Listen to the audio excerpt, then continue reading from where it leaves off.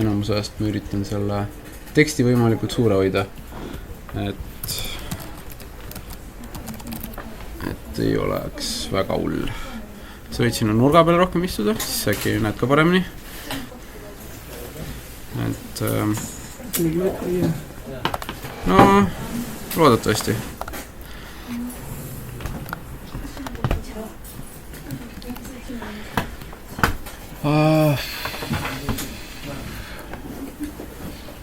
Nii.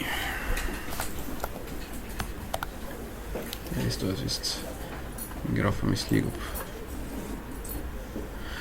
Anyway.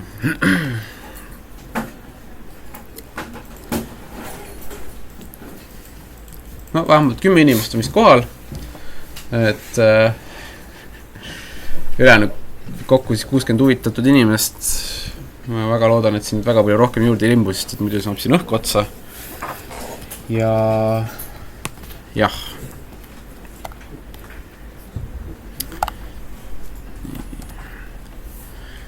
Nii. Okei, aga siis teeks algust, et tere, mina olen Arti, ma räägin siis täna Kitist teile kõigile ja teeme hästi palju demosid ja loodetavasti hästi palju hands-on asju, et nagu seal Facebook event'is ma kirjutasin, et loodetavasti teil kõigil on juba peal installitud Git Bash, Giti klient, ja millega tuleb kaasa siis Git Bashi programm, mille Windows seal startmenüüst saab üles leida. Ma praegu eeldan, et siin keegi väga Linuxit ei kasuta veel. Vähemalt, või siis on sulle Linux peal või? Okei, kellel on Linux praegu arvutis peal? Tõstab käe 4, 5, 6. Okei, sest et minul endal on Linux ja Linux ja Windowsi vahel on asjad erinevad, et siin koolituse keskel ma saan õnneks teha selliseid asju, et ma saan vahetada nii Linuxi vahel kui ka Windowsi vahel niimoodi, nii et saab olema huvitav näha kõik erinevusi, mis siin katki läheb. Ja teeks äkki siukse kiire küsimuse, et tõstavad kõik käe, kes ei ole Giti kordagi kasutanud üldse mitte. 1 inimene. 2. Okei. Okei, siis kui küsimus on, siis küsige, segage mind vahele, kui ma liigu kiiresti edasi putran või midagi, et siis muidu jääb asjad segaseks ja siis ei jõua me kuhugi. Teistel siis on midagi olete teinud juba, ma oletan, jah. Et vist kõik olete esmakursused siin peaaegu. Umbes nii.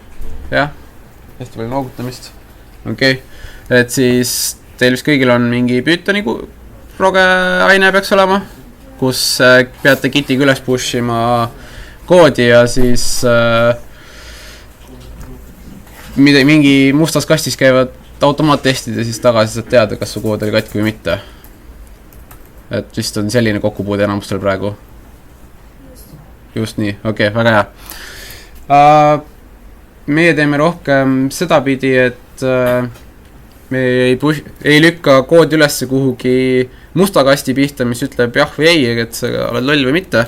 Aga me teeme seda, et meil on ikkagi üldiselt koodi kirjutatakse inimeste poolt. Ja seega on seal Giti kasutamisel väga palju siukest inimlikumalt poolt ka, et tuleb natuke rohkem läbi mõelda asju, eriti kui sa tahad meeskonnana töötada, mis on peamine suur eesmärk Giti kasutamisel, et sul on 5-6 inimest ühes tiimis ja siis pead omavahel koos midagi valmis saama ja üksteise muudatustega kursis olema. Et siis tänane plaan,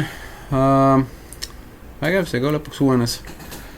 Noh, see ekraani teema vist saab olema lõbus siin. Et natuke räägin siis kiiresti üle, et miks me üldse koodi versioneerime mingi tööriistaga ja mis Git on, kuidas Gitti seadistada lihtsamal viisil, et sellised põhi 3 käsku, mis teevad elu natuke lihtsamaks. Et plaan on enamus ajast kasutada käsurealt Gitti, ehk siis me kirjutame mõni käske, mis teevad asju loodetavasti. Ma lisaks näitan ka, kuidas graafiliselt asju teha Gitti enda kaasa tulnud kaasas oleva graafilise tööriistadega kui ka siis PyCharmiga. Kui jõuame selleni. Ja siis põhiliselt, kuidas üksi kasutada ja kuidas siis koos teistega kasutada, kus siis on arvatavasti läheb põhiaeg siin täna. Ja siis lõpus on linke, mida saab iseseisvalt edasi lugeda ja uurida, et jah. Miks me üldse versioneerime koodi, et varasemalt arvatavasti, kui mingid gümnaasiumis lõputööd on pidanud tegema või see uurimustööd, et siis või mingeid muid dokumente täitma, et siis edasi-tagasi põrgatada inimeste vahel, siis tuleb nüüd versioone päris palju, tuleb mingisugune versioon 1, 2, 3, võib-olla kuupäevaga, mis iganes, aga esiteks sul on palju faile, teiseks nendega ei ole kaasas väga palju informatsiooni selle kohta, et mis seal muutus ja kui sul on näiteks meeskonnana vaja koos töötada, siis läheb asi üldse väga koledaks kähku ära. Et siis Git ei ole ainukene, mis üks probleemi lahendab, et samamoodi on olemas ka vähem populaarsemaid asju, mis näiteks on Mercurial, mis on Pythonis kirjutatud, sarnane Gitile, et sa saad ka meeskonnana hästi kergesti arendada üksteisega asju.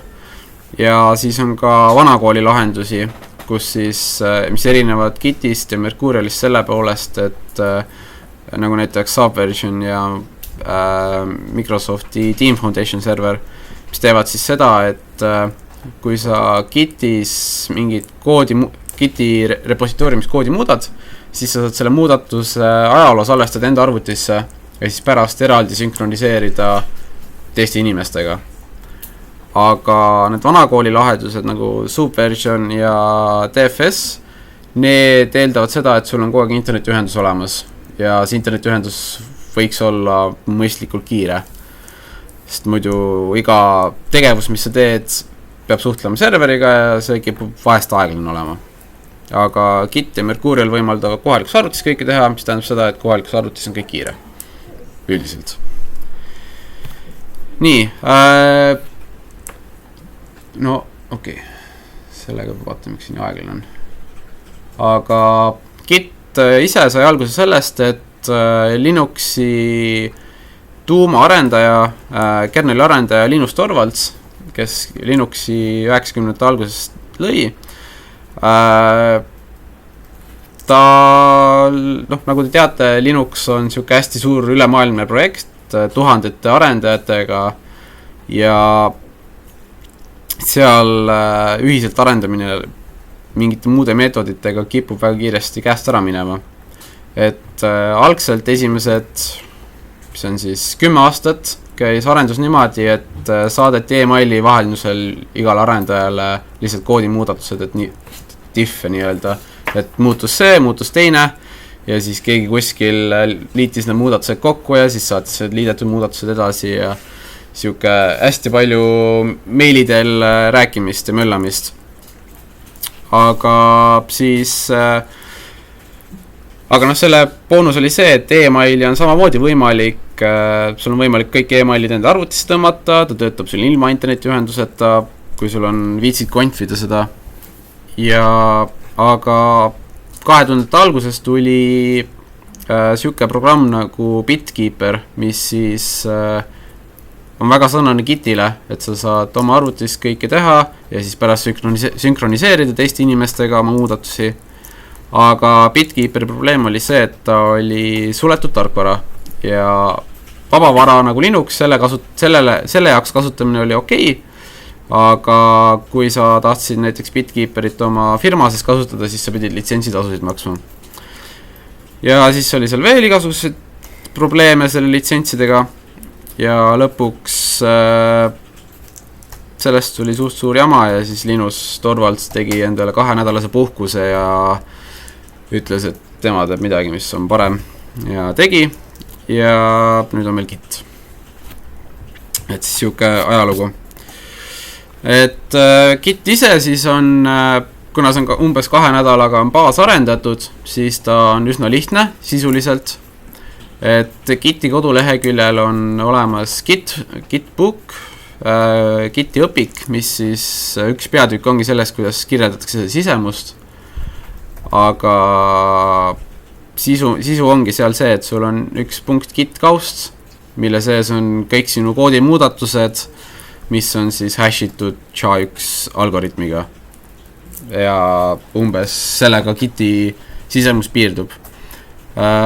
Ja algselt ta niimoodi oligi, et sul oli ainult see hästi lihtne tuumik ja nüüd siis viimase 15 aastaga, vist jah, Git peaks olema 15 aastat vana juba, et siis selle aja jooksul on juurde kirjutatud hästi palju lisatööriistu sinna, mis siis meile tavainimestele teeb selle kasutamise kõvasti lihtsamaks. Kuigi ega ta nüüd kõigi lihtsam jätkuvalt ei ole, aga vaikselt paraneb iga aastaga. Et siis kui sa oled üksi, ise teed asju, ala näiteks sama Pythoni aine, mis seal on, et teil on hunnik muudatusi ja need on vaja lihtsalt kuhugi serverisse lükata, siis käsurealt asi on üsna lihtne. Aga enne kui seda teha, siis on paar asja, mis tuleks puhta installi puhul kindlasti ära seadistada, on see, et iga kord, kui sa koodi muudatuse lükkad Giti ajalukku, siis sa sellega seotakse ära, et kes selle muudatuse autor on. Vaikimisi Git võtab koodi autoriks sinu arvuti nime ja sinu arvuti kasutaja nime, mis mõnes mõttes on nagu okei täiesti, aga probleem on selles, et kui sa hakkad seda koodi kellegi teisega jagama, siis üldiselt neid väga ei huvita, mis sinu arvuti nimi on või siuke info. Lisaks, kui sa kasutad GitLabi või GitHubi, siis seal ei seota need koodi commit'id ära sinu enda kasutajaga, sest need on 2 erinevat asja. Ja selleks on mõistlik panna Giti globaalsesse confi faili kirja, et minu nimi on see ja minu emaili aadress, millega mul kõik need teenused seotud on antud juhul see siis. Et siis ma võin näiteks väikse demoga teha siin, et kui me võtame, et mul siin, okei, liigub. Teine asi, mis on see, et kui Giti commit'e teha, siis või muid asju, siis vahest ta vajab Git tekstieditori, millega soovib sinu käest suuremat sisendit. Vaikimisi kasutab Git Vimmi, mille kasutamine on suht raske. Nii et mõistlik on see ära muuta nano editori peale, mis siis teeb elu natuke lihtsamaks. Ja hetkel seadistatud Giti confi asju saab näha ka siis lihtsalt git config -listiga. Et kui me näiteks läheme siia git bash terminali, siis me võime kohe näiteks tehagi, et git config -list, mis siis viskab siia natuke teksti, aga ta näitab ära, et mida me oleme siin Giti puhul seadistanud või vaikimisi on juba seadistatud. Et siin on hunnik asju, aga kui me siin üleval vaatame, et kasutaja nimi ja email, siis sellist asja me siin nimekirjas ei ole. Ehk kui me teeme git config user.name näiteks, siis ta viskab, et meil ei ole mitte midagi seadistatud siia sellele. Ehk siis see oleks üks esimese asju, mis tuleks ära seadistada. Ja nagu meil slaidide peal siin kirjas oli, siis teeme hoopis ühes üks asja, ma panen selle slaidide lingi event'i alla, siis on lihtsam inimestel. Siis saate peaaegu kopeerida sealt.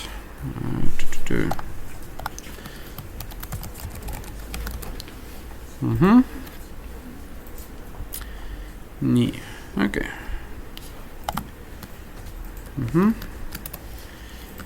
Ja selle võib siin käitada. Okei. Nii, nüüd Facebook eventi all on need olemas ka. Aga siin nüüd paneme, kes mu nimi on. Siis me kasutame lihtsalt selle võiks liigutada niimoodi. Username on meil jutumärkide vahele pannes saame kasutatud ühikud hästi kergesti. Muidu asi läheb katki. Minu puhul, mina olen Arti. Te võite panna sinna oma nime. Ja selleks tuleb ka kindlasti öelda, et tegu on globaalse konfi muudatusega. Sest et tegelikult sa saad ka iga repositooriumi kohta eraldi veel seadistada, kui tekib vajadus. Nii, ja teine asi, mis ma tahan paika panna, on minu emaili aadress. User email.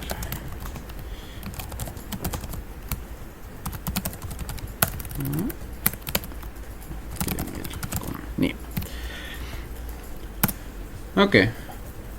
Ja juhul, kui sa seda varem ei ole teinud ja sa üritad koodi committida, siis üldjuhul Git peaks sulle viskama ka suure teate, et kuule, sa ei ole siukseid seadistusi kunagi teinud, et ma praegu kasutasin sinu arvuti nime ja arvuti kasutanime, aga kui sa tahad neid muuta, siis jooksuta samasuguseid käske.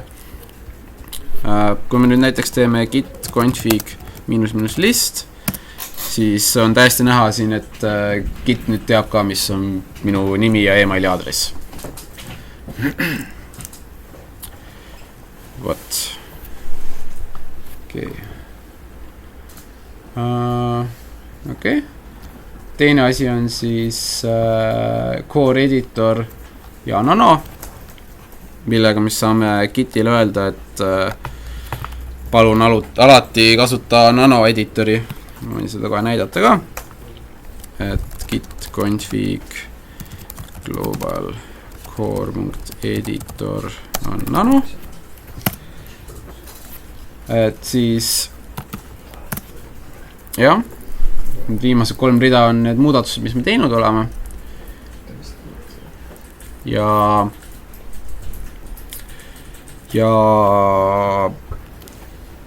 kui me tahame teha kohe näiteks testida seda, siis me saame teha git config global ja -edit, mis siis võtab selle giti globaalse confi faili ja avab selle giti editoris, milleks me oleme öelnud, et tegu on nanoga. Nii. Ja tuleb loodetavasti siuke asi ette. Et siin üleval on väike kommentaar ka, et kus sa saad käsitsi panna oma nime ja emaili paika. Siin ta näitab ka vaikimisi seda väärtusi, mis on antud juhul täiesti soga. Aga kuna me juba seda tegime, siis on Git siia allapoole ilusti juurde lisanud meie praegused väärtused. Et siis see, mis siin ekraani peal ees praegu on siis nano teksti editor. See liikumine on peaaegu sama lihtne nagu Notepadis. Välja arvatud sellega, et hiirega ei ole siin väga midagi teha. Et teksti see ringi liikumine käib nooleklahvidega ainult. Et siin on näha, kuidas mu kursor ringi liigub. Ja selle saab ette sedasi, et sa kirjutad git config -global -edit. Et seal slaidide peal, Giti seadistamise slaidi peal kõigi viimane käsk. Siis saab selle nano teksti editori ette.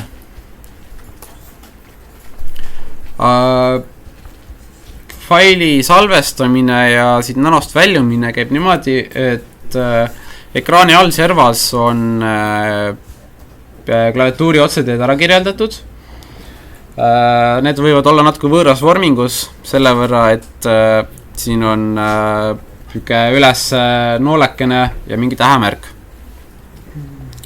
Selle kirjeldus on see, et see üles noolekene tähendab seda, et sa pead alla vajutama control klahvi oma klaviatuuri peal ja siis vajutame lihtsalt seda tähte.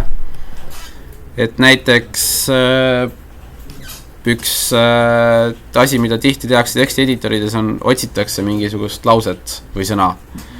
Ja Nanos käib see näiteks niimoodi, et meil on siin see VRIs, see on siis meie nii-öelda see otsing ja siin juures on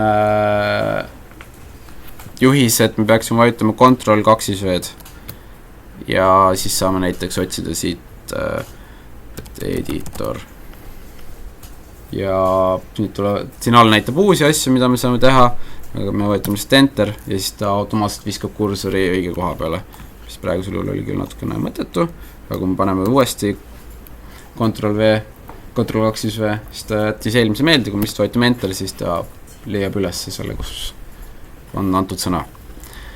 Ja faili salvestamine käib Ctrl-O-ga. Kui sa vajutad Ctrl-O, siis ta käivitab käsu write out, mis on siis faili salvestamiseks. Küsib, kuhu faili salvestada. Ja kui Enter vajutada, siis ta salvestab selle faili. Antud juhul me ei soovi midagi salvestada, nii et me vajutame cancel käsku, milleks on Ctrl-C. Ta ütleb ka, et cancelled. Ja meie soovime lihtsalt väljuda siit Ctrl-X-iga, ehk siis exit. Ja eeldusel, et kõik läks hästi, siis ta peaks viskama tagasi meid terminali. Ma ei tea, ma loodan, et see äkki toimis kõigil. Küsimusi ei ole praegu selle kohta.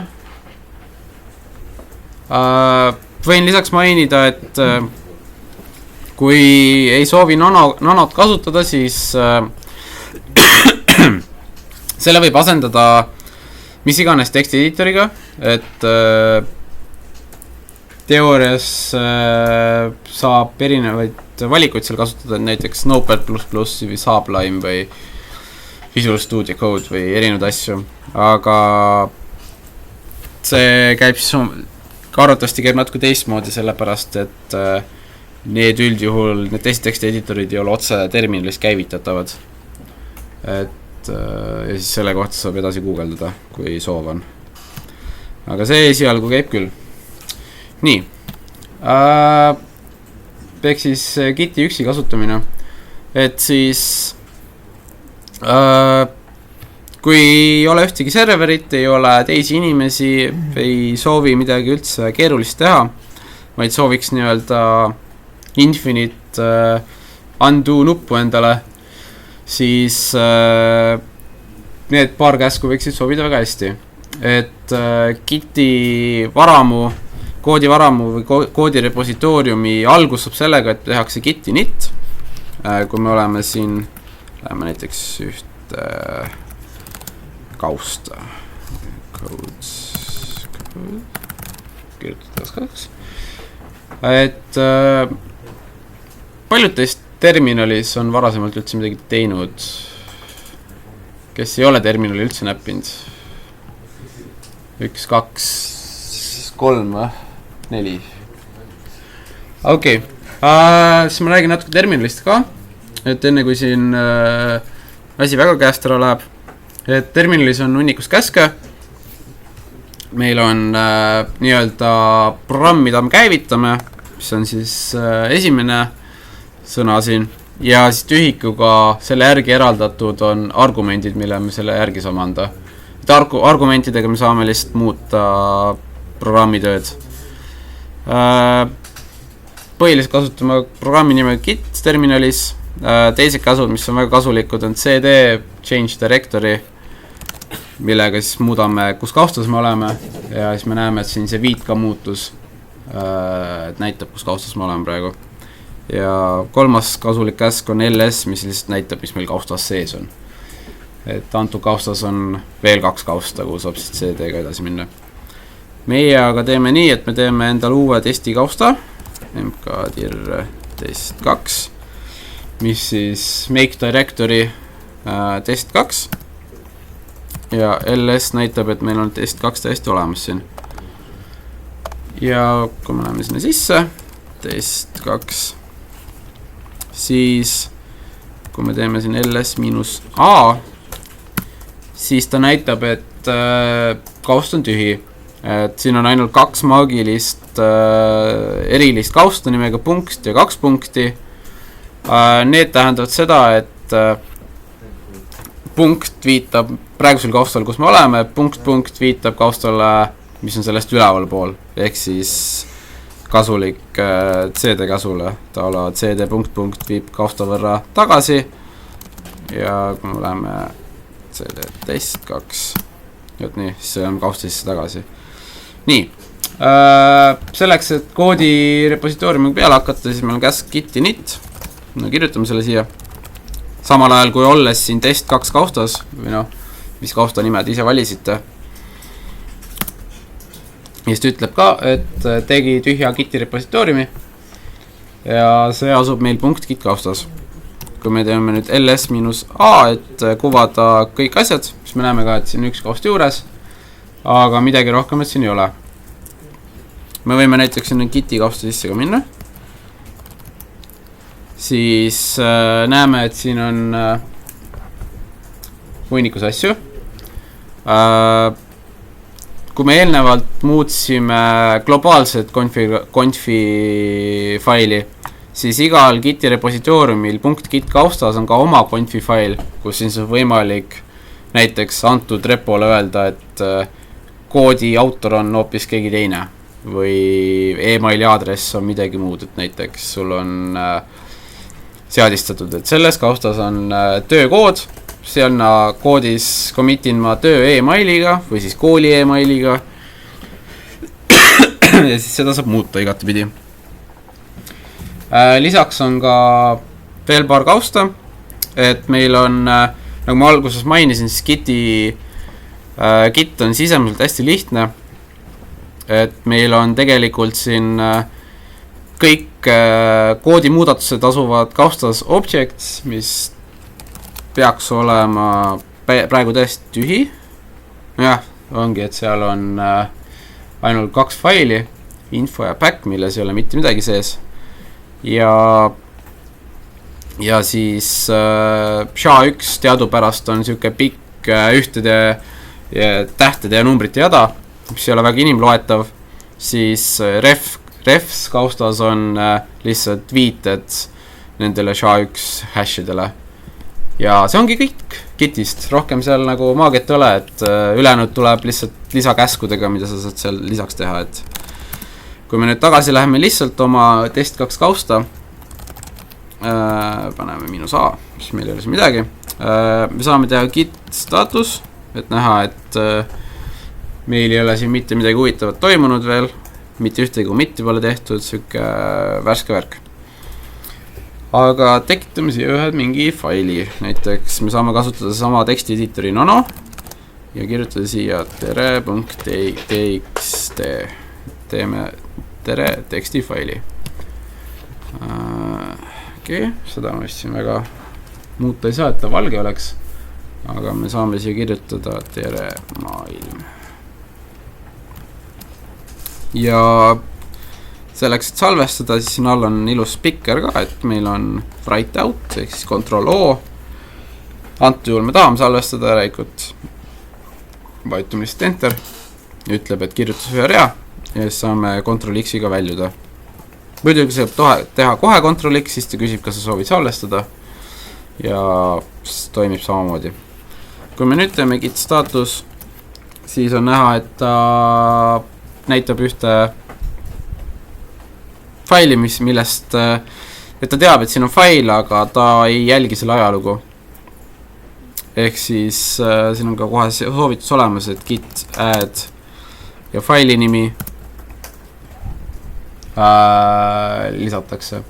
Nüüd tuleb muidugi see, et viskab väikse hoiatuse, et Windowsi ja Linuxi ja Maci vahel on see tore erinevus, et tekstifailide rea lõpud markeeritakse erinevate koodidega ja siis git automaatselt vähemalt Windows seal muudab neid lõppe siis. Ehk siis seda hoiatust me võime lihtsalt ignoreerida.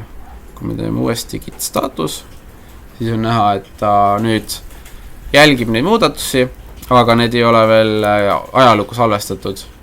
ehk siis see on nii-öelda staging area, kus siis me paneme järjekorda, et mida me järgmisesse commit'i tahame lisada, mis failid ja mis muudatused. See on päris võimas tööriist selles suhtes, et me saame teha Giti commit'e, mis on sellised puhtad iseseisvad. Ehk siis näiteks kui mul on mingid muudatused, näiteks ma olen mingis failis teinud mingeid muudatusi ja olen mingis teises failis teinud muudatusi, aga ma tahan ainult ühe faili muudatused lisada ajalukku, aga teist faili ma ei taha üldse midagi teha, siis ma saangi öelda, et git add'iga, et ainult see üks fail läheks sinna commit'i sisse, üks ajalukku, giti ajalukku. Ja siin on ka juhised, kuidas seda eemaldada siit, aga meie teeme nüüd seda, et me lisame midagi giti ajalukku, ehk siis on tore käes git commit. Jah, ja siis võtad enter ja loodetavasti kui kõik läks hästi, siis git avab nana uuesti ja palub sul mingi sõnum kirjutada. Siin tuleb nüüd juurde see inimlik osa, et üldiselt kui sa kellegi teisega koos teed või siis ka iseendale kirjutad üles, et mis on muudatused on, et siis on Giti commit'is on hea võimalus ära kirjeldada, et miks just siuke muudatus tehtud sai, et mitte ei ole see, et mida sa muutsid, see on niikuinii näha, aga et miks sa just siukse muudatuse tegid. Et jah, et siis siia saab kirjutada miks. Giti commit'il üldiselt on siuke kokkulepitud vorming ka, et sul on pealkiri, üks tühi rida ja siis pikk sisu. Aga noh, oleneb, mis meeskonnaga sa koostööd teed, siis sellest on kohati suva. Oleneb. Et siia kirjutame mina lihtsalt, et esimene commit. Ja paneme talle mingi sisu ka siia tegelikult. See on... No, kas mul täpitähed tööta või? Positiivne. Nii.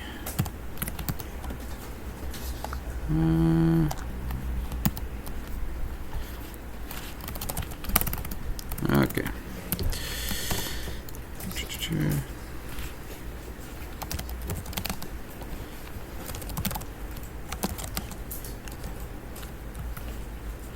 Okei, paneme lihtsalt niimoodi. Kõik read, mis algavad trellidega, need ignoreeritakse. Ja kui me võtame Ctrl X ja salvestame selle, et ütleme yes.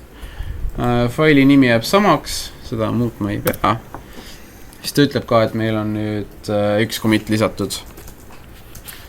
Ja git status väidab, et mitte midagi muud huvitavat ei ole, aga on olemas käsk nimega git log, mis võimaldab meil siis kuvada seda giti ajalugu. Et siit tulevad siis välja juba need eelnevad räägitud teemad, et meil on commit'il olemas autor ja mis ta email on. Samuti on olemas siin see hästi pikk numbrite ja tähtede jada, mis on siis nii-öelda see commit'i hash, mis on siis globaalselt peaks olema unikaalne üle maailma. Et ei tohiks tekkida olukorda, kus sul on kaks identset commit'i üleüldse nagu maamuna peale kokku. Ja siin lõpus on ka siis viited, mis viitavad sellele pikale hashile, mis on siis rohkem inimloetavad. Ja samuti meie sisukas tekst, mille me siis sisse panime. Teine terminalist logi vaatamine on siuke kohati tüütu, siis lõbusam on teha siukest asja nagu git k, mis siis on Giti graafiline kasutajaliides, mis Gitiga kaasa tuleb. Kui kirjutad git k, siis tuleb selline asi ette. See nüüd küll projektori pealt nähtav ei ole, aga need, kellel on arvutis, siis nemad saavad selle lahti võtta. Ja siin võiks olla üldiselt vähe lihtsam orienteeruda mingil määral. Et näitab kes ja millal midagi tegi.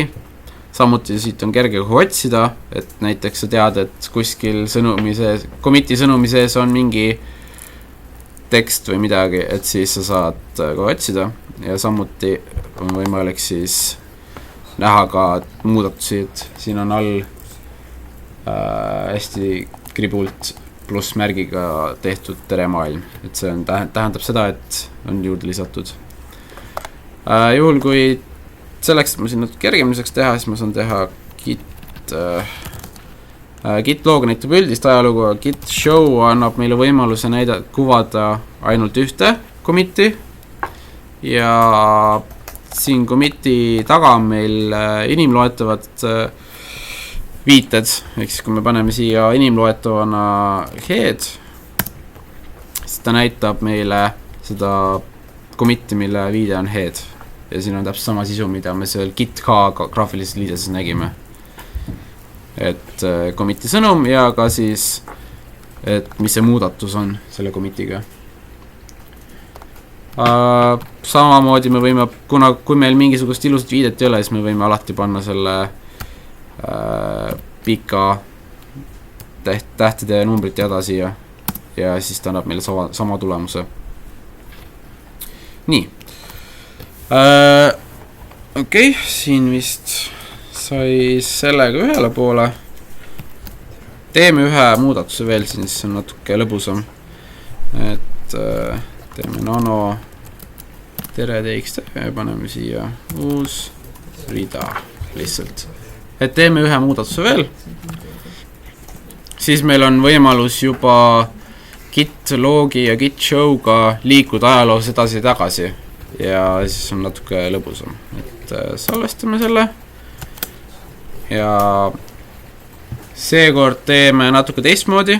Et selle asemel, et me kirjutame neid käske, posukäske ja tuleb seal mingi interaktiivselt mingid sõnumeid kirjutada ja mingi sihukest asju teha, siis kuna git on ikkagi progejate poolt tehtud ja progejad on laisad, siis tegelikult sa saad kõike seda teha ühe käsuga, milleks on siis git commit -a, mis siis teeb git add'i kohe ära kõigi failide peale ja samuti me ei viitsi pikka sõnumit siia kirjutada, sest et me oleme ebaviisakad ja laisad, siis me järelikult paneme siia -m-iga sõnumi, siis paneme sõnumi sisse jutumärkide vahele, et see on uus muudatus ja nüüd ta tegi ühe kiire käsuga kõik meie eelnevad pikad sammud ära. Ehk siis -a teeb git add'i ära, ta lisab kõik failid, mida ta teab. Ehk siis kui sa oleksid eelnevalt teinud git staatus, siis ta oleks näidanud, et siuksed failid on muutunud ja git, see commit -a siis lisab kõik need muutunud failid. Ja m-iga -m on siis message, mis siis võimaldab lisada sõnumi. Kui me teeme nüüd git log, siis on näha, et meil on siin 2 commit'i ja täitsa uus muudatus on siin. Kui me teeme git show head, siis siin on näha, et peale tere maailma on uus rida tekkinud. Ja see pluss ja roheline tähendab seda, et see on lisatud.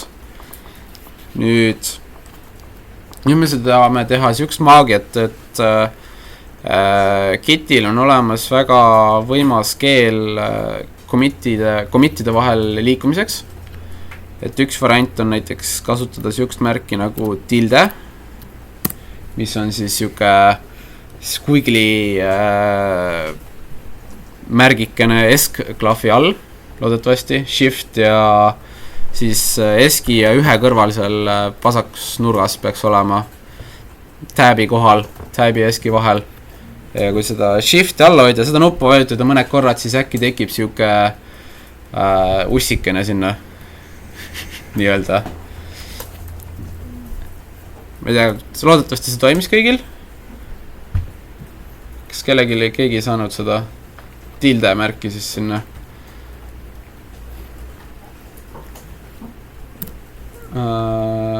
Ja kui me teeme tilde -1, siis ta näitab meile head'ist, mis on siis commit head, mis meil oli see kõige viimane, mille me tegime, tilde-1 võtab siis 1 commit enne seda. Ehk siis me liikusime ühe sammu ajaloos tagasi. Ja teine asi, mis me saame teha, on see, et me saame teha siukse koleda asja nagu git. Kui me näiteks oleme mingi posu commit'i teinud ja näiteks soovime ajas tagasi minna ja need commit'id, mis me tegime, ära kustutada täiesti, siis me saame teha siukest asja, me teeme git reset ja kuna me soovime kõik viia tagasi nii, nagu ta meil kunagi oli, siis me paneme siia juurde argumendi hard ja lähme tagasi siia kõige esimese commit'i juurde, milleks on siis head tilde 1. Mis tegi nüüd selle, et ta kustutas ära selle commit'i, mis me tegime ja samuti ta kustutas ära ka need muudatused, mis me tegime. Et need on nüüd, kui me teeme git log, siis me näeme, et meil on ainult üks commit siin, mis viitab jälle uuesti head'i peale ja samuti, kui me teeme nano tere txt, siis me näeme, et meie see tehtud muudatus on täiesti kadunud. Nüüd, see on nüüd väga tore, aga üldiselt nagu, ikkagi oleks vaja need eelmised commit'id, mis me ära kustutasime. Me saame teha siukse asja, et git tegelikult ei kustuta neid commit'e ära. Ta hoiab sellised destructive muudatused, et ta teab, et inimesed on üsna lollid, et tegelikult peab ikkagi, ta ise peab meeles, et mis need eelmised commit'id olid. Ja õnneks me saame need siis giti sisemisest ajaloost veel taastada.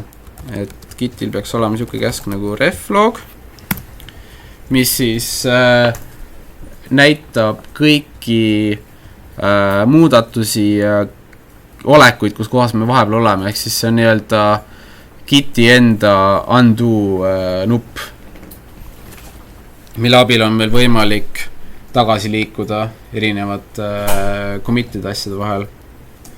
Ehk siis näiteks siin ongi nüüd näha, et me oleme teinud kunagi commit'i, mis on siis kõige esimene commit, siis on uus muudatus olnud ja siis ta on salvestanud, et me oleme reset'i teinud, kus me liigume tagasi selle esimese commit'i peale. Küll aga siin on esimeses veerus on näha commit'i seda pikka hashi ainult lühemas vormis, mis on siis viimased, mis on siis 5 tähemärki või? Jah. Ei, 7 jah, ma ei oska lugeda.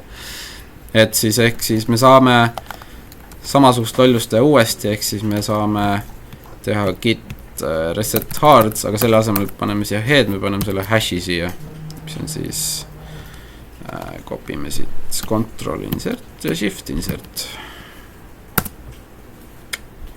Ahaa, ta ei lase.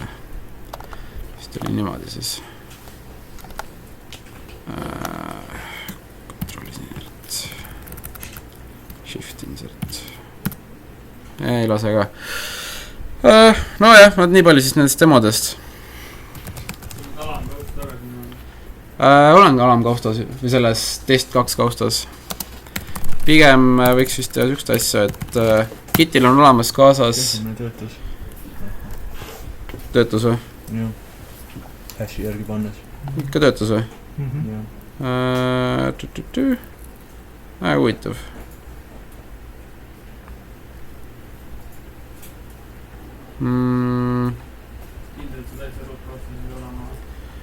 Ta peaks olema ruutkaustas. Ma peaks saama teha siukest asja, et gitil igasuguste käskudele saab panna helpi juurde ja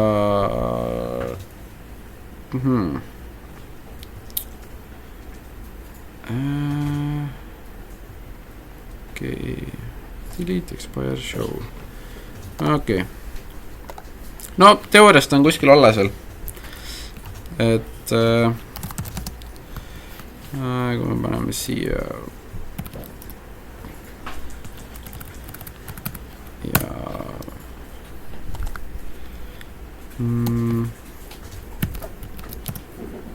okei.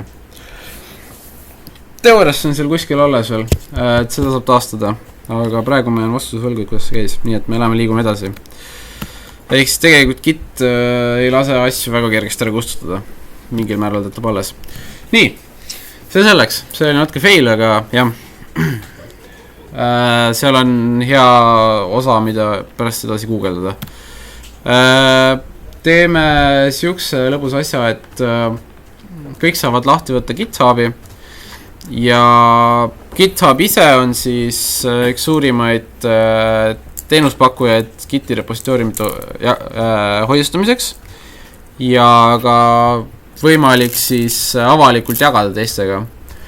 Et see T2 GitLab on selline üsna suletud platvorm, et kui sa oled tudeng, siis sa pääsed sinna ligi ja saad õppejõududel oma koodi näidata sealt, aga näiteks kui sa tulevikus lähed kuhugi plaanid tööle minna või praktikale või kuhugi, siis enamus kooliprojekte, mille üle sa oled natukenegi uhke, siis võiksid ka kopeerida GitHubi. Et see võimaldab seda, et sa saad tulevasele tööandjale näidata, et ma ei ole tumbajumba, kes on ainult tuupinud, et eksamil linne kätt saada, vaid ma olen nagu päriselt asju teinud. Ja siis sa saad neile ette visata või siis CV peale linkida oma GitHubi konto, kus on siis sinu hoolega kootud ja valmistatud kood seal ootamas ja saad ette näidata, et sa oled teinud midagi ja sul on natuke kogemust. Lisaks, kuna kõik oleme siin tudengid, siis GitHubil on olemas Education Pack, mis siis, mille kaudu on sul võimalik saada tasuta erinevaid tooteid või demosid. Et näiteks AWS on siis Amazon, mis oli Amazon Web Services või? Kus sa saad umbes peaaegu 100 euro eest oma servereid hostida, mängida seal tööriistadega. Et näiteks kui plaanid mingisugust Pythoni arendust teha või PHP või Javaga veebirakendusi teha, et siis seal on võimalus hoiustada näiteks asju avalikult, jagada inimestega linki ja sealt kaudu teha, õppida natukese asju. Samuti on siin väga palju muid asju, et üks teine asi, mis ma ise väga palju kasutan, on DigitalOcean, mis on AWS-ile sarnane, aga kõvasti lihtsam kasutada, seal on tööriistuna palju vähem. Ja samuti üks teine väga kasulik tööriist võiks olla GitKraken, mis on siis ka graafiline Giti klient, et see GitK, mida me siin korra demosime, see need, kes selle käima panid, siis nägid, et see on siuke kohati natuke koledavõitu nii-öelda aastast eelmine sajand. Et siis GitKraken on siuke moodne variant sellele. Et siis GitHubi Education Packi kaudu saad nendele seal tasuta aastase litsentsi. Ja samuti on siin veel teisi lahedaid asju, et tudengina sa saad näiteks JetBrainsi kõik tööriistad tasuta professional versioonid, et PyCharmid ja IntelliJ, mis sellel WebStorm, kõik on väga head asjad. Ja paar tükki on siin tasuta domeene pakuvad sulle, et .me domeen tasuta ja Azure on Microsofti AWS-i kloon. Mis siin veel on? Veebimaksed Stripe'i kaudu, terminale. Samuti on siin Travis CI oma, mis on siis võimaldab automaatteste jooksutada, enda kirjutada automaatteste. Siin on, saate uurida. Et jah, soovitan krabada ja ära kasutada. Et see eriti see DigitalOceani osa on nagu päris hea, et seal $50 saad ja siis selle eest sa saad, kuna DigitalOceanis virtuaalserveri rent on $5 kuus, ehk siis sa saad päris hea mitu kuud seal tasuta serverit hostida. jep. Nii, aga meie täna teeme hoopis seda, et meil on tavaline GitHub ja võib-olla näeb ta teil midagi sellist välja, kui sinna kodulehele minna, võib-olla mitte. Aga alustame hoopis sellega, et meie tahame teha, mul vist on siin juba mingi asi. Aga kas see account, see on sama kui mul on koolis või on eraldi, see on eraldi. GitHubi konto on sinu täiesti isiklik, see on täiesti eraldi ja see jääb ka alles peale seda, kui sul kool ära lõpeb. Et enamus neist student backi asjadest küll lõpevad ära, kui sa kooli lõpetad, aga GitHub ise jääb alles, et kõik avalikud asjad sa saad seal alles hoida. Nii, aga siis teeme siukse asja, et ma teen siia ühe repositooriumi nimega test. Ja vaikimisi, kui te ei ole GitHubi ära sidunud sellega, et te olete õpilane, siis ta laseb siin teha ainult avalikke repositooriume, mis on siis, kui sa tahad kellegile näidata oma asju, siis see on okei. Ja teine asi, mis me siin teeme, on see, et me praegu, siin on üks all-linnukene, et initialize this repository. Seda me hetkel ei tee. Me jätame selle märkimata, siis paneme lihtsalt create. Nii. Nüüd on siin GitHubi repositoorium, mis on täiesti tühi ja siin pole mitte midagi tarka. Ta annab meile küsin paar juhendit, kuidas me saame oma kohaliku test repositooriumis üles lükata. Ja proovime seda täiesti, vaatame mis saab, kui me siit teeme, et näiteks meil on see olemasolev test, siis me saame teha siit, kasutame seda alumist juhendit, et me ütleme Gitile, et meil on kuskil teine server, ehk siis remote, lihtsalt copy pasteerime, okei, see errorid ei visanud. Me saame vaadata, mis serveritega meil Giti repo seotud on, kui me kasutame käsku git remote -v. Nii. Siis ta näitab, et mis aadressidega meil see repositoorium seotud on. Et no mis serveritest meil see repo teab siis. Et antud ju. Jah? Pushida rohkem kui serverisse võrraga. Jah, see võimaldab ka seda, et me saame, kui me siin tegime seda git add, git remote add'i, siis sellel on 2 argumenti, on siis nii-öelda nimetus, peamine server, kus sa giti asju üles pushid, tema nimi on origin ja siis lihtsalt pikk aadress.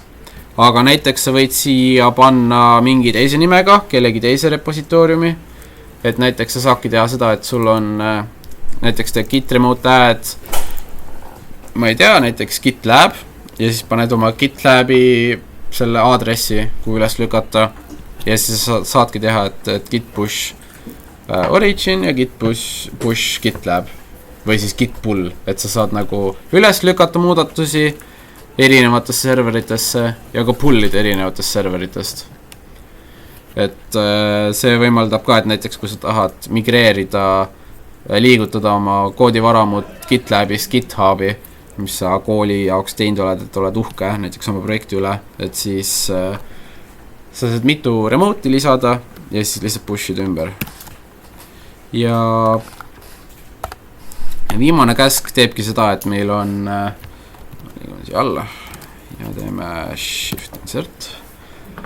Et räägin siin vahepeal ka, et see git bashi terminal control insert kopeerib valitud teksti ja shift insert kleebib seal valitud teksti. Et tavaline control C ja V siin ei tööta, et siin peab kasutama control ja shift insert klahvi.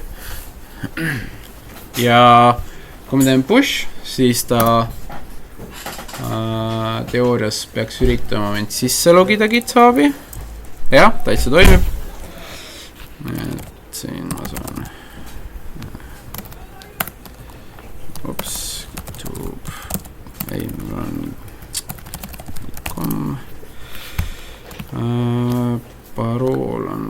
kuskil.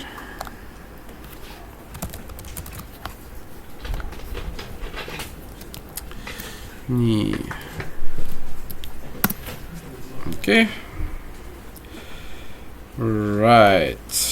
See nüüd failib vist. Väga huvitav. Ahah. Okei. No nüüd tuleb see tore osa, et teil äkki töötas see? Kõigil töötas? Ei toiminud? Ei toiminud. Mis sul tuli seal?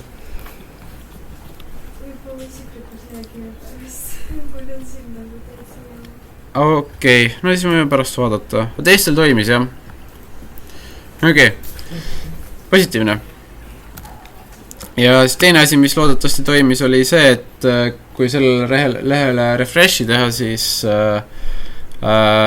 ilmus teie see tekstifail sinna äkki. Kas kellelgi veel ei toiminud? Okei. Nii. Nüüd ma räägin sellest, miks minul asi katki on. Mul on sellepärast katki, et mul on sisse lülitatud siuke tore lisaturvaseade nagu two-factor authentication, mis on vist kuskil siin all. Jah. See on ilusti roheline siin. See tähendab seda, et iga kord, kui ma üritan GitHubi sisse logida, siis ta peale kasutaja nime ja parooli tahab minu käest saada ka veel ühekordset pinni, mida siis on võimalik saata kas SMS-i peale või siis rakendusega genereerida.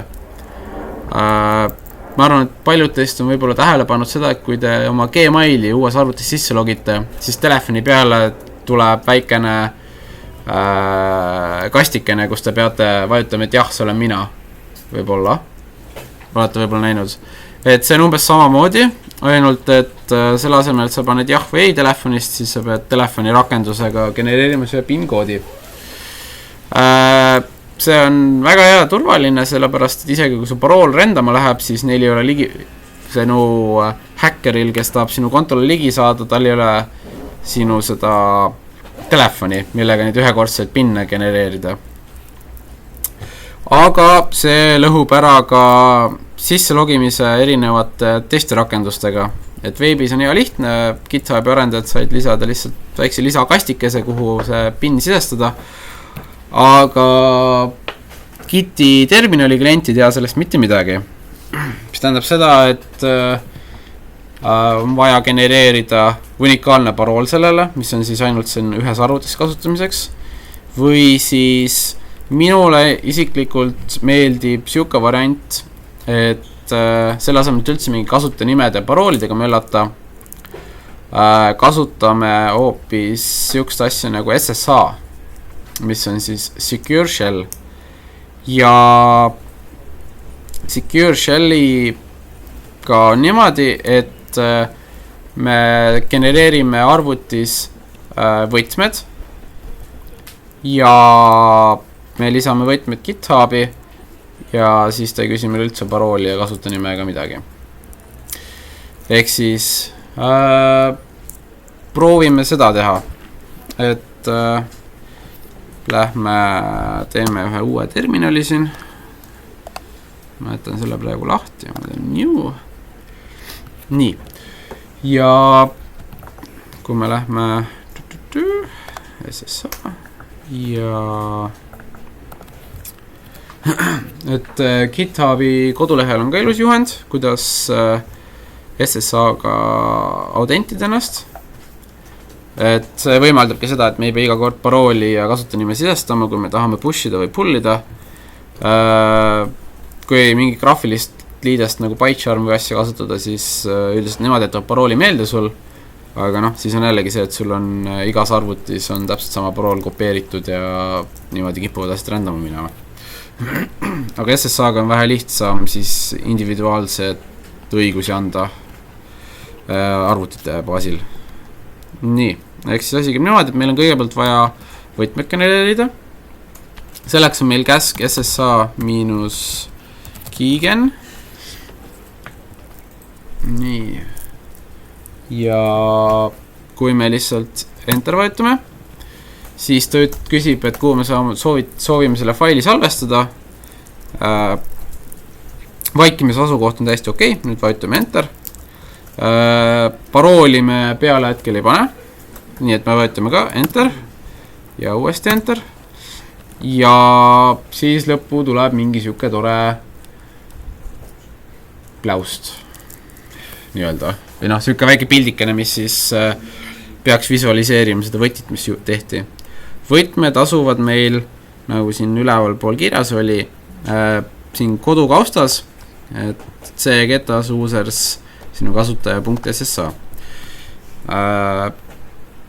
P2-D käsuga me saame vaadata, kus kaustas me hetkel oleme, et me oleme hetkel oma kodukaustas ja kui me läheme cd.ssa ja teeme siin ls, siis näeme, et meil on siin 2 faili, IDRSA ja IDRSA poob.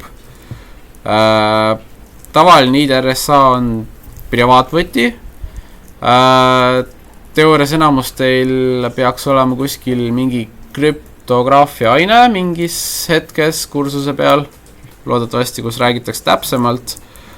Aga mõte on selles, et sul on võtmel 2 osa. Üks on privaatne, mis ei tohiks kunagi lekkida ja siis on avalik osa, mida sa saad jagada kõigiga. Ja .poob failis on meil see avalik osa. Me saame seda faili sisu kuvada, kasutades cat idrsa ja .poob. Ja tulemuseks on selline päris mitu rida teksti. Tegelikult tegu on ainult ühe reaga, aga lihtsalt, kuna terminal on nii väike, siis ei mahu rea peale ära. Ja sellega me teeme niimoodi, et me lihtsalt kopeerime selle kõik terve osa, mis siit välja tuli peale seda käsu sisestamist kuni siis lõpuni. Ja kui me oleme GitHubis, siis klikkides üleval oma väikse ikoonikese peale siin üleval nurgas, lähme settingud, mis on siis eelviimane enne seda sign out'i. Ja kui me oleme siia oma personaalseadete juurde jõudnud, siis siin vasakul pool servas menüüs on SSA and PGP keys, SSA võtmed. Ja lõpuks jõuame siukse lehe peale. Minul on juba päris mitu arvutit siia lubatud. Siit me saame kohe näha ka, et millise võtmega on siia ligi mindud. Ma tean, et see on mingi lambine asi, seda ma üldse ei taha siia. Ja kui me teeme add new key, siis siia suurde kasti me saame selle võtme kleepida ja tiitlisse me saame panna näiteks, kus arvutis see võti asub. Et mina kopeerin siit lõpust lihtsalt kommentaari siia. Nii. Kas kõik jälgivad praegu või on juba alla antud või? Et kui on mingit segadust või ei jõua jälgida, siis palun rääkige mu peale. Või kui see teema on üldse väga igav, siis me võime skipida ka põhimõtteliselt. Okei. Mis teen? Lisan selle. Nüüd ta küsib mu käest jälle parooli. Nii. Ja siin lõpus on nüüd täitsa võti olemas. Nii. Nüüd meie selle testrepoga on see teema, et siin on valikus kahte viisi, kus me saame ligi, siin on HTTP ja on SSA. Kui te olete juba selle repo üles pushin, siis ma võtan siit mingisuguse selle näiteks. Siis siin üleval, kus on paremal servas, kus on see clone or download, et siis siin all saab klikkida kas SSA või HTTPS-i vahel, et meie valime SSA ja siis siia tekib siuke aadress, mille saab kopeerida.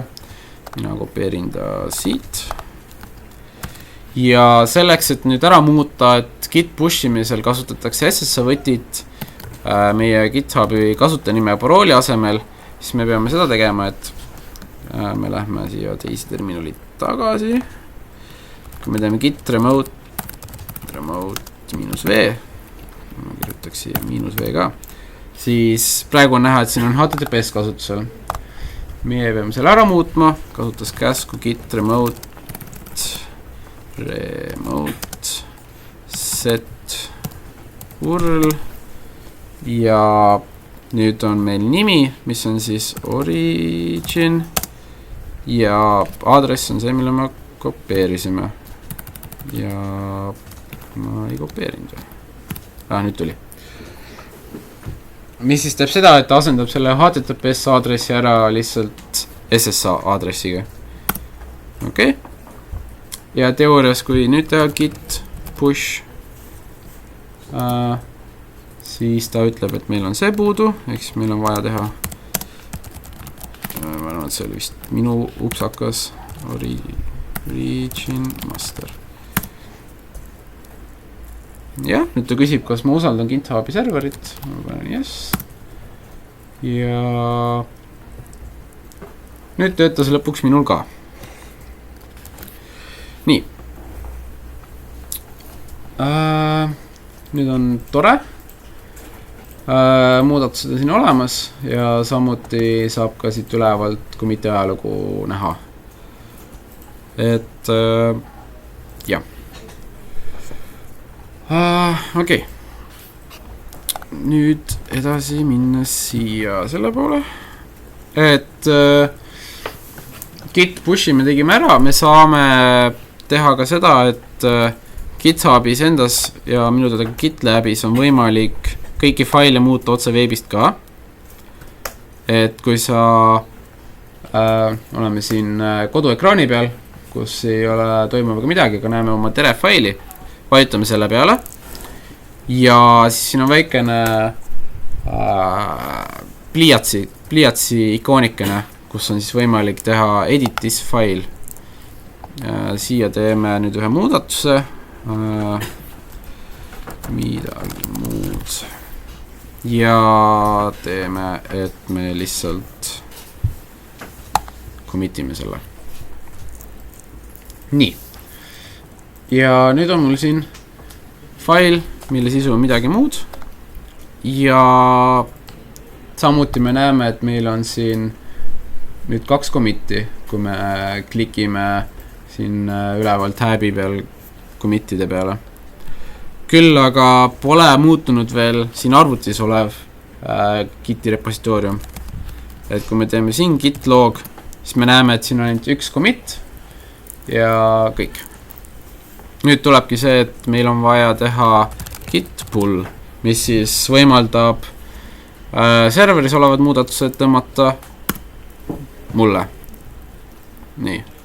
Ja kõik läks hästi ja ta lihtsalt liitis selle juurde ja ütles, mis muutus. Git log näitab, et meil on nüüd uus commit siin otsas ja kui me teeme cat tere, siis me näeme, et siin on see muudatus sees ka. Ja niimoodi git pullida pushida saab siis serverite vahel. Nii. Ja okei. Jep. Nüüd edasi teeme siukse asja, et ma teeme siukse vähe lõbusam asja. Ma lähen siia lapikut GitHubi. Et ja siia teeme ühe uue repositooriumi nimega Giti koolitus. Selle kirjelduseks paneme, et see on test repo ja meil on ta public ja seekord me paneme, et ta initialize'ib koos readme failiga, mis tähendab seda, et see kõige esimene commit, mille me eelmine kord tegime oma arvutis, see tehakse nüüd GitHubi poolt ära ja teeme create. Nii. Nüüd on meil siin üks fail nimega readme ja mitte midagi muud. Nii. Selle repositooriumiga on nüüd nii, et ma panen selle lingi siia Facebooki eventile ja ma tahan, et te kõik selle enda arvutis alla laeksite, kasutades git clone käsku. Et nii.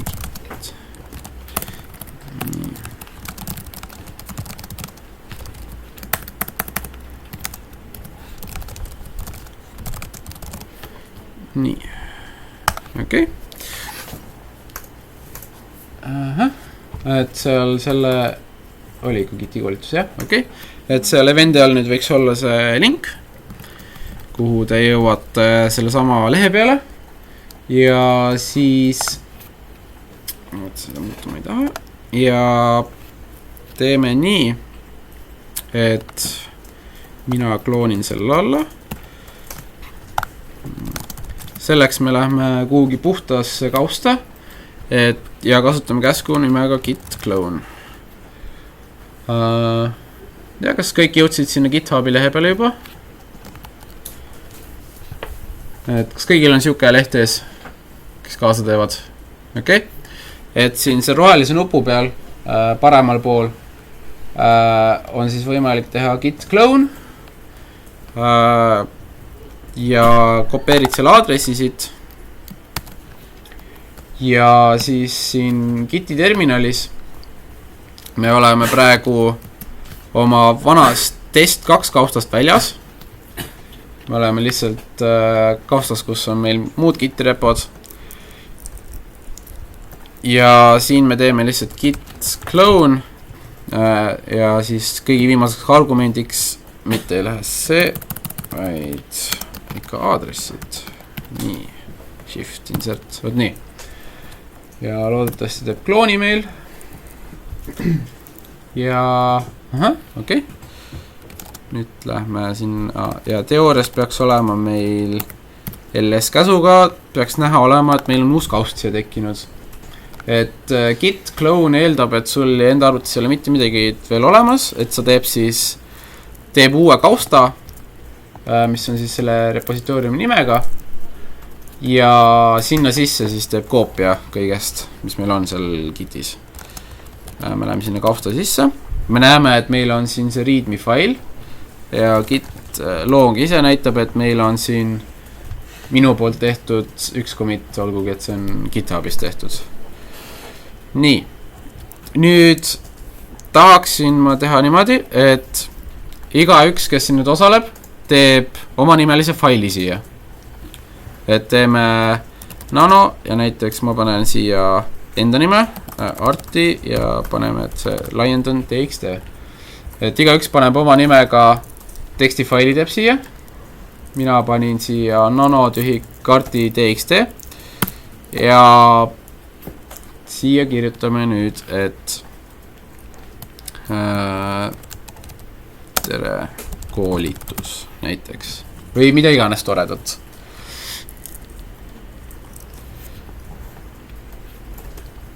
Faili sisuks, see hetkel ei oma tähtsust. Ja me salvestame selle faili ja paneme kinni. Nii, kui me teeme, nüüd meil on siin ls-iga, me näeme, et meil on 2 faili. Git status näitab, et meil on siin üks fail, mida Git ei jälgi veel. Sul on väga katki see. Ei ole, ma ei ole tõmmata. Aha. Ja nüüd edasi teeme seda, et teeme git add arti ja git commit. Nii, ja siin siin commit'i kommentaarides ta näitab ka, et uus fail lisatakse siia. Pealkirjaks ma panen, et ma ei tea, lisan koolituse jaoks enda faili näiteks. Ja praegu me sisu ei pane sellele, me lihtsalt salvestame selle. Ja git status näitab, et meil ei ole midagi ja git log näitab, et siin on nüüd 2 commit'i. Nüüd üks tore asi on see, et teil kõigil peaks esimese commit'i, see big hash, mis siin on, peaks olema sama, aga see commit, mis siin nüüd just tegite, selle hash peaks olema teil kõigil totaalselt erinev. Vist, loodetavasti. Nii. Nüüd, kui te üritate teha git push, siis te peaksite nägema mingit toredat errorit. Teoorias. Võite proovida. Jah. Mission denied. Just, et sellega on nüüd see, et enamasti inimesed, kes oma Giti repositooriumi GitHub üles panevad, siis sul on nagu võimalus neid oma arvutisse tõmmata, aga sul ei ole õigusi siin üles lükata. Mis siis tähendab seda, et mingite muudatuste tarbis, kui näiteks mina teen nüüd git push, siis mina saan, sest minul on õigused olemas ja minu muudatused siin olemas, aga näiteks kui ma tahan nüüd, et või siis täpsemini teie tahate näiteks oma muudatused ka mulle siia panna, et meil oleks nagu ühine nii-öelda keskkond, kus need üles lükata, siis on vaja teha teil oma koopia sellest Giti repost. GitHub kutsub seda forkimiseks, mis tähendab seda, et ta teeb koopia sellest Giti koolituse repost sinu enda konto alla ja teeme seda ja siis üritame need kõik teie oma nimelised failid siia kokku saada. Et kui teed fork, siis ta küsib kuhu alla, minul on päris mitu valikut, mina panen enda kasutaja alla selle. Siis ta läheb natukene aega. Nii. Ja siis peaks tekkima sinu enda konto alla Giti koolituse repo. Loodetavasti. Nii. Kas kõigil toimis see? Okei. Neid vastuväiteid ei ole. Ja nüüd on see, et me tahame see muudatus, mis te just tegite, selle me peaksime lükkama siia enda reposse, sest et sellel on teil ligipääs lükata. Selleks me saame uuesti siit võtta selle kloonimise aadressi siit rohelise nupu alt. Ja me kopeerime selle ja kui me vaatame siin seda repot, mis te algselt kloonisite, kui me teeme remote-v, siis me näeme, et kui me tahame pushida, siis ta lükkab sinna lapikute konto alla, aga sinna õigus ei ole. Järelikult me peaksime selle aadressi muutma enda konto peale, et me saame enda kontosse lükata ja pullida. Selleks me saame teha git remote set mis oli url, origin ja shift insert. Et siis me muudame ära, et järgmine kord, kui me pushime või pullime, siis nad lähevad minu enda repo alla. Nii. Okei. See võiks toimida. Ja nüüd võiks proovida sükst asja, et teete git pull.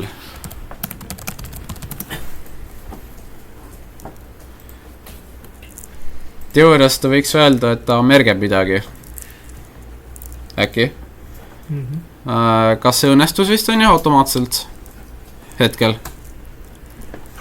Et mingit errorit ei tulnud, ma loodan, kui tegite git pull. Okei. Ja nüüd kui pull on tehtud, siis tehke git push. Et minul küll siin midagi push'id ei ole. Kui te git push'ite, siis peaks teil tekkima siia veebiliidesesse teie nii-öelda mingi muudatus. Teeme sellega nii, et ma teen endale siia kala txt nanokala. Siis mul on ka mingi muudatus. Ja git commit am muudatus. Okei, git add kala.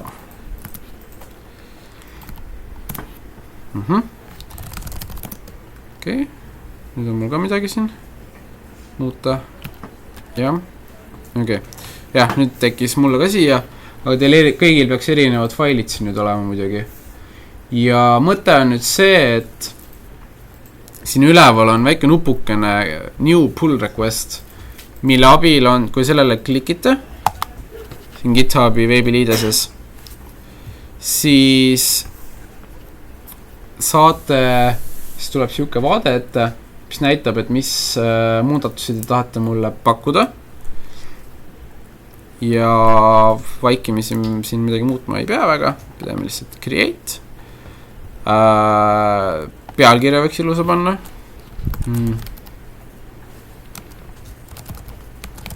Näiteks mina panen lisan kalafaili. Ja siis, kui see on tehtud, me saame teha create pull request. Nii.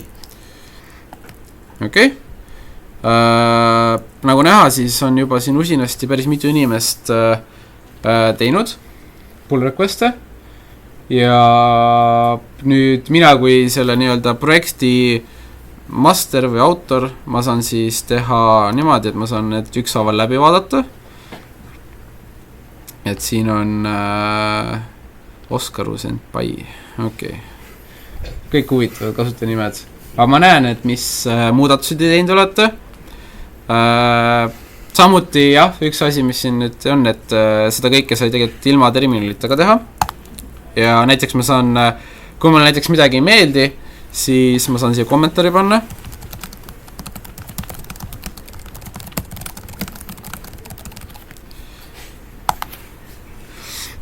Et ja noh, nii-öelda üle vaadata see töö, mis tehtud on. Aga muidu tundub ok. Ma saan siia lihtsalt kommentaari panna ja siis teha selle, et ma märgen ära ja confirm. Nii. Ja sellega on nüüd kõik. Kui te vaatate, kui nüüd seda klapikute repot vaadata, siis on näha, et siin on nüüd üks fail nimega Oskar juures. Nii. Aga teeme teistega umbes samamoodi. Siin on uus fail. Siin on täiesti tühi fail. Sobib kah. Nii. Ja see on see minu kalafail. Ja selle võib ka märgeda. Ja see on veel paar tükki. Et jah, kui sul on mingisugune tore vabavaraline projekt, siis kohati nende muudatuste läbivaatamine ongi see kõige ajakulukam osa.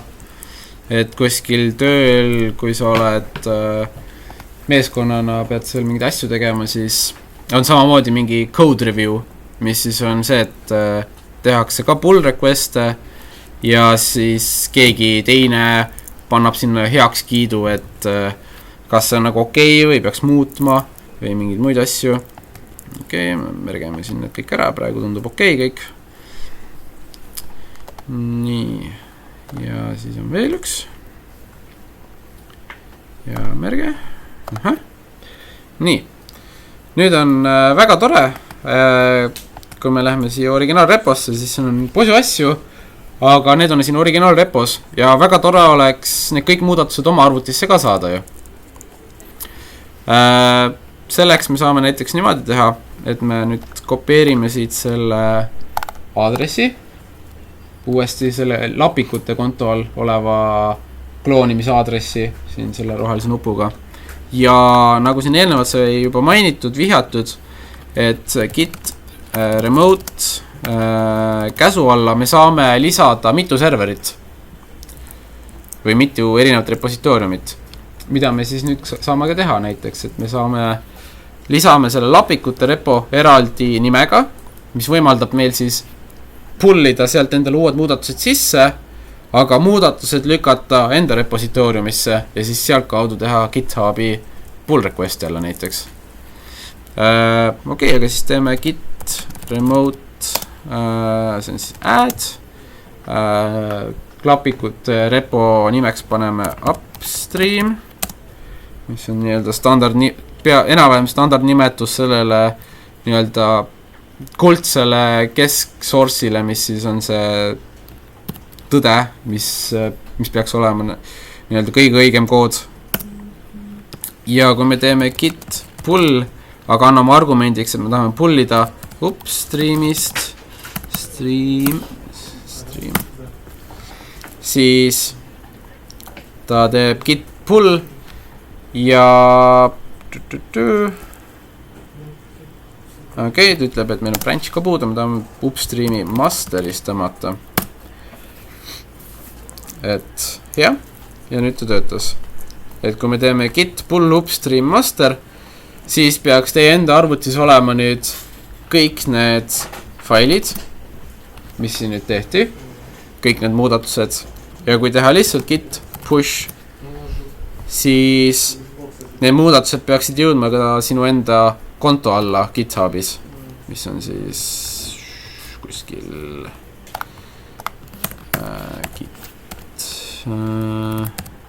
Giti koolitus, jah.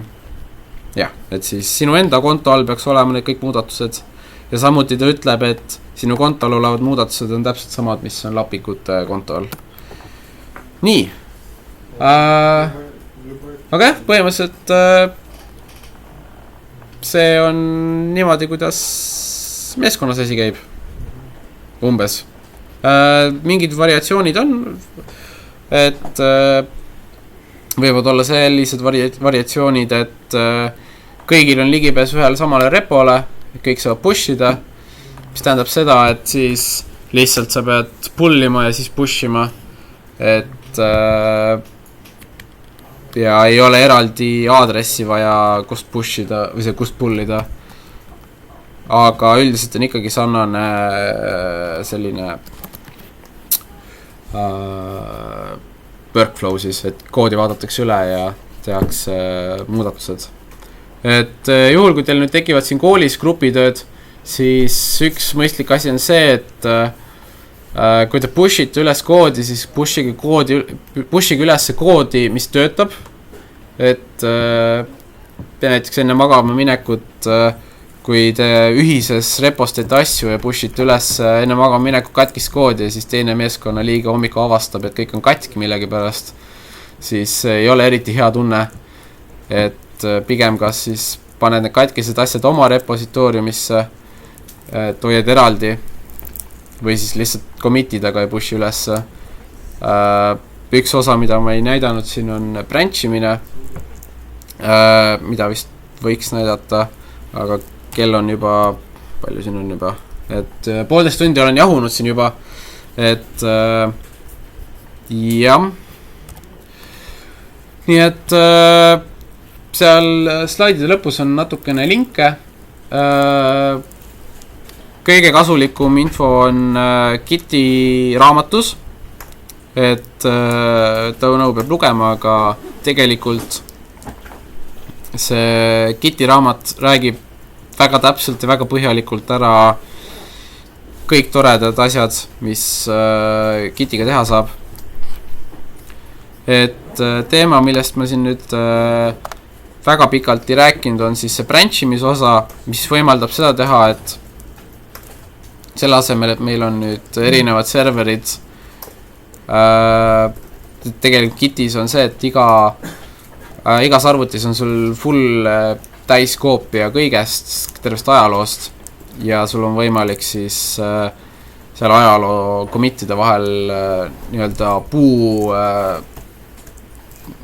nagu puubranchide abil nagu siis sarnased puubranchidele niimoodi laiali jaotada, et erinevaid muudatusi ja siis pärast kokku viia neid. Et siis GitHubi, mis peaks olema GitHubi kaudu, peaks olema siuke interaktiivne juhend, kuidas commit'e asju paremini teha ja branchida ja samuti. Ja samuti on siin paar ka YouTube'i loengut, mis võivad huvi pakkuda. Et ma ei tea, umbes aitäh, ma loodan, et oli sellest kasu. et kui mingeid asju soovite küsida või jäi midagi segaseks, andke tuld või tahate mingist teemast, ma räägin praegu veel, et jah, ametlik osa on nagu läbi, et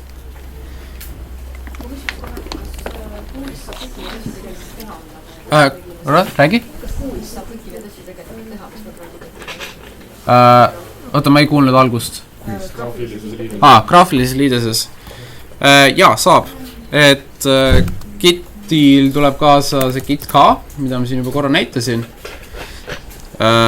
Siin nüüd on see testirepo, mis me siin koolituseks tegime, sellel on nüüd väga ilus puu siia tekkinud. Kõigist muudatustest, mis on nagu väga tore. Näiteks, kui meil on siin nüüd nano txt nii, ja git tühik GUI on siis nii-öelda see git commit, git add ja git commit'i see liides, et siit kaudu on võimalik siis kuidas see on nüüd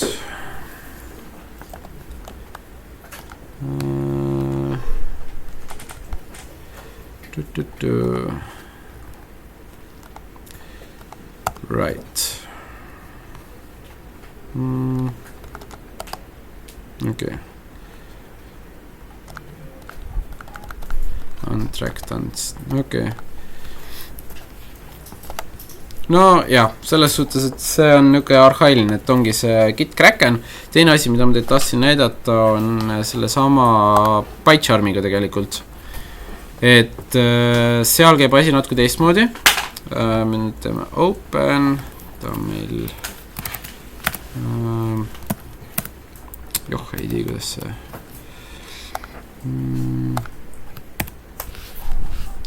code ja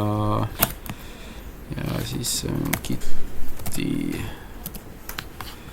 mingisugune Giti koolitus, okei. Et PyCharmis saab peaaegu kõike sama asju teha, ainult erinevus on see, et kuna PyCharm toetab ka peale Giti teisi versiooni haldustarkvarasid, siis nad on pidanud tegema mingeid mööndusi siin. Et näiteks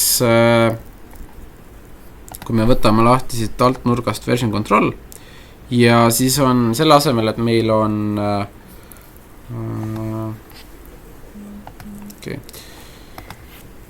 selle asemel, et meil on siin nii-öelda Giti staging ala, kuhu me muudatused kirja paneme Git add'iga, siis PyCharm ei kasuta Git add'i.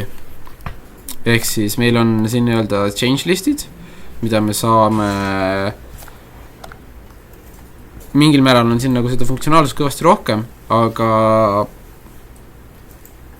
kui sa tahad, ma olen ise isiklikult harjunud terminalis tegema, et ainus asi, mida ma PyCharmis tihti teen, on see, et siin all on olemas logi, samamoodi puuna, kus on võimalik siis vaadata, kui mitte, ja samuti ka, kui kus siin on, näiteks võtame siin minu faili lahti, et kui mingid muudatusi teha, siis ta näitab siin seda muudatust ka, et mis on muutunud, samuti ta võimaldab siit tagasi võtta neid muudatusi. Ja mis ma veel siin, siis oli siin saab samamoodi ka commit'ida, aga noh, see on ka, et see, et sa teed Ctrl K on ja saad commit message'i teha vastav nagu see tüüpiline on ja ja teha commit and push. Et selles suhtes see töötab umbes samamoodi, aga ta osaliselt ta nagu jätab vahele Giti nagu seda samust tööriistu, et üks asi, mis mind tööl me kasutame väga palju Giti asju ja siis meil on näiteks see, et kui sa teed teeme Git set ja paneme näiteks tagasi lihtsalt ühe võrra. Test. Git commit. Et siin on see commit message, aga näiteks meil tööl on tehtud niimoodi, et meil on eraldi template, mida siis siin kuvatakse, et siin on see vaikimisi template commit message'ite jaoks. Aga näiteks meil tööl on see, et nagu sa pead siia juurde kirjutama mingisugused pealkiri peab olema täpselt nii pikk ja sisu peab olema siukses vormingus. Et meil on kõik juhised siia kirjutatud, aga kui ma näiteks teen git status, siis ta ütleb, et meil on siin stage itud, näiteks PyCharm ei tea mitte midagi sellest, et ma stage isin muudatusi. Siin ta lihtsalt ütleb, et siin on mingi muudatus. Kui ma siin commit teen, siis commit messages ei ole mul neid kommentaare, mis mul terminalis on. Ja jah, et kohati on natuke teistmoodi. Pluss veel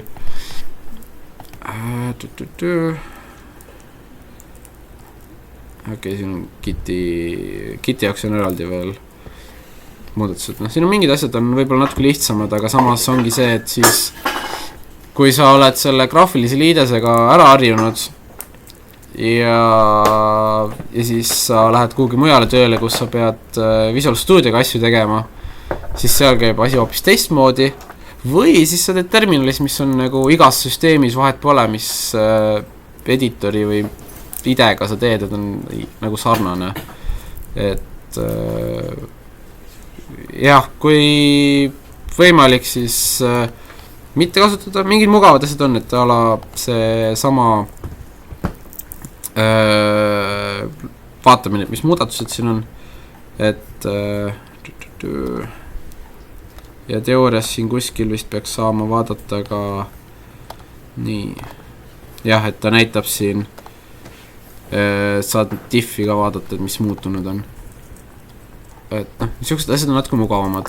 Üks asi, mis on PyCharmi või graafilist liidestega kõvasti mugavam, on see, et kui on mingisugused konfliktid, siis sa saad nagu visuaalselt lihtsalt valida, et kumba poolt sa tahad, kas seda, mis sina oled teinud või keegi teine on teinud.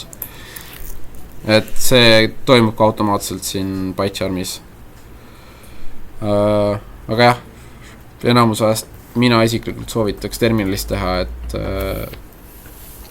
selgeks õppida need käsud ja või siis lihtsalt ongi internetis on väga palju neid cheat'e, mis siis on mingid väiksed A4 lehed, kus on kõik käsud kirjas, mis enamasti vaja läheb, et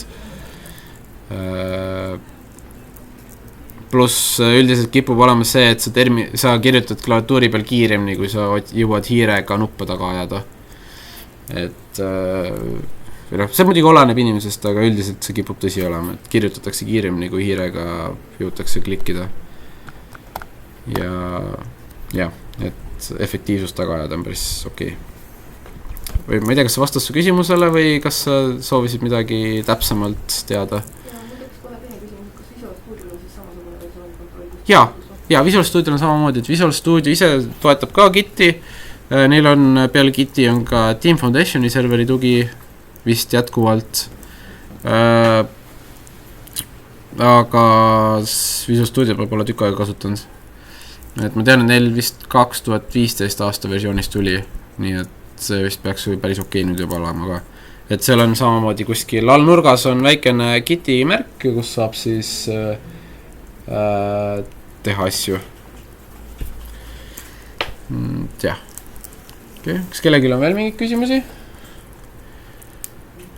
Või mingi teemasid, millest rääkida? Siis ma vaatan, kõik on juba päris soodad, et siin Sihukene küsimus oleks, et kui suur see üks commit korraga võiks olla? Mingi üks pisikene muudatus korraga või peaks midagi suuremat sisu? See oleneb, et üldiselt ta võiks olla sisukalt suur, aga nagu individuaalne tükk. Selles suhtes, et kui sa üksi omaette teed, siis on suht suva, mis sa sinna paned, aga kui sa oled kuskil meeskonnaga koos, siis arvatavasti näiteks see, et kui sa, nagu me siin tegime seda koodi review'd nii-öelda, et vaadata, kas see kood on mõistlik või mitte, siis on mõistlik commit'ida niimoodi, et sul on näiteks sa teed ühe väikse jupi ära, et a la näiteks kui sa teed mingit veebilehte, siis et a la sul on näiteks commit, mis lisab mingi skeletoni, et a la mingi baasipaika, siis sul on mingi commit, mis lisab sul ühe vaate ja commit, mis lisab teise vaate, aga noh, selles suhtes nad on nagu need commit'id, kui sa üksikult neid commit'e vaatad, siis nad on nagu ka mõistlikud veel. Aga noh, see, et kui sul on näiteks commit valmis toode, siis seda on nagu suhteliselt raske tiimikaaslasel üle vaadata, et kas sul on äkki mingit vigu või midagi, et jah, üldiselt subjektiivne. See tuleb umbes töö käigus tuleb välja, kuidas see mõistlik on, et jah, üldiselt ongi see, et mõistlik commit message'i kirjutada, kui ei suuda mõistlikku commit message'i kirjutada, siis arvatavasti on kas commit liiga suur või väike või tuleb commit message'is pealkirjaks, et lisasin feature'i ja feature'i ja feature'i, siis võib-olla tuleks nüüd eraldi lahku lüüa, et seda saab ka teha siit graafiliselt tõesti peaks saama teha, et sa teed eraldi commit'e iga näiteks muudatuse kohta, aga ja see on nii see, kuidas nagu mingid commit'e lahku lüüa, see on juba omaette suur teema, et see selle kohta võiks omaette mingi 3-tunnise loengu teha, kuidas commit'e muuta veel. Et aga see on ka ja noh, siis kohati muidugi on see, et siis on siuke arendaja aja raiskamine ja noh, see on nii subjektiivne, oleneb meeskonnast täiesti, et jah. Aga üldiselt commit'i asju, mis töötavad. See on peamine, kui sellega hakkama saada, siis on okei. Et katkis koodi ei ole mõte commit'ida. Sest et kui sa commit'id katkis koodi, siis näiteks kui sul on vaja mingi bugi taga ajada ja siis satud mingi commit'i peale, mis üldse ei tööta, siis pead seal mingi käsitsi seal ringi ebama, vaatama, mis asi üldse töötas. Ja. Ma arvan, et peamine asi on see, et commit'ida töötavat koodi. Vahet pole nagu isegi see, et kui seal on mingisugune muu on täiesti sassis ja mingit vormindust või midagi ei ole, aga peaselt asi nagu commit'is see asi töötab, et või no enam-vähem töötaks, et ei loobi mingid jõhkrad errorid, et siis on okei. Muu on juba nice to have. Et okei, veel mingi küsimusi? Vist mitte, okei. Ma ei tea, siis ma küsimus oleks küsi. Kui nüüd see on reaalne situatsioon käes, et on mingi projekt tehtud ja tuleb see et forke hakatakse sisse tõmbama endale, kuidas siis see, kui tekivad need konfliktid, et kuidas see reaalne lahendamine nagu siis kujub? Nagu mingi näide. No, teeme näitega läbi, et teeme nii, et mul on siin näiteks ma olen siin see artifail, ma editin seda ja panen siia mitte tere koolitusega absoluutselt midagi muud ja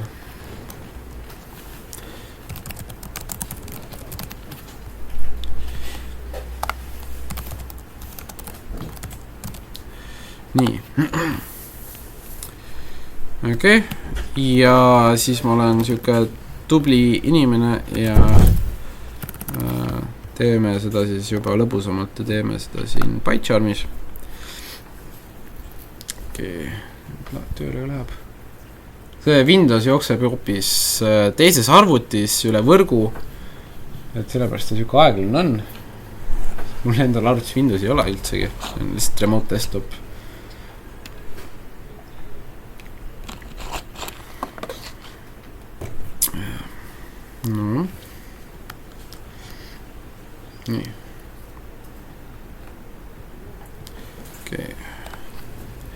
ütleme, et ma ei tea sellest lapikute repo muudatust mitte midagi, ma teen siia toreda mingi muu asja, mis läheb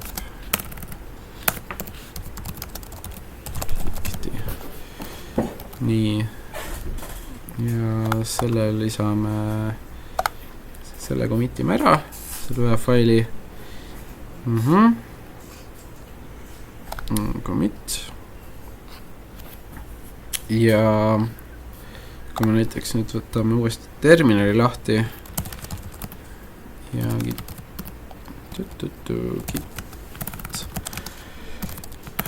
show git pull, siis vaikime seda pullib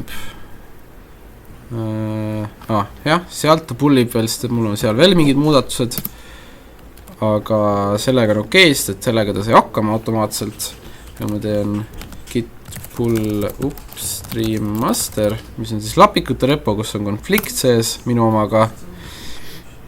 Siis ta viskab selle toreda koleda merge konflikt ja automatic merge failed. Siin on nüüd see koht, kus need graafilised liidesed tulevad kasuks, et esiteks sinu selle toreda failiga juhtus midagi sellist, mida ei ole üldse lõbus lahti nuputada, aga see on nüüd see, et kui sa klikid version control'i alla peale, siis siin alla on resolve ja ma peaks saama vist teha merge, mis siis teeb seda, et ta teeb three-way merge'i, mis on siis see, et meil on siin versioon, mis on minu arvutis, versioon, mis on serveris ja lõpptulemus, mis peaks alles jääma. Ja siin on nüüd ka väga tore, me saame teha lihtsalt näiteks, et mulle ei sobi kumbki neist, see on ja ma tahan hoopis, et näiteks kui ongi, sul on näiteks kood, mis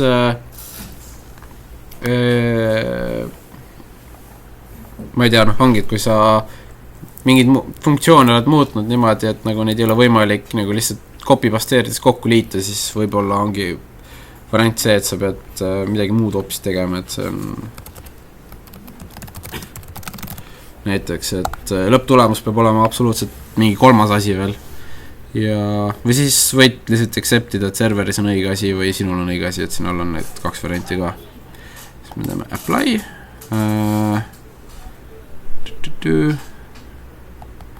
kas ta peaks salvestama kõiki või? Teoorias ta peaks there is one conflict left unprocessed. Ei tea, see võiks ju nagu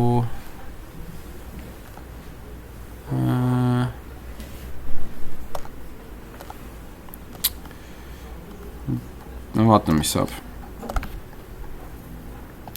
Tekkis täitsa totaalselt uus asi. Ja kui vaatame siin terminalis git log ja hästi ütleb, et see merge töötas. Kui PyCharmi kasutada ei taha, siis on olemas terve posu erinevaid muid tööriistu. Seda ma teha reset hard tilde. Nii. Ja kui ma teen git pulli uuesti, nüüd ta ütleb uuesti, et meil on merge konflikt, aga nüüd ma saan teha git merge tool, mis loodetavasti avab mul õige asja.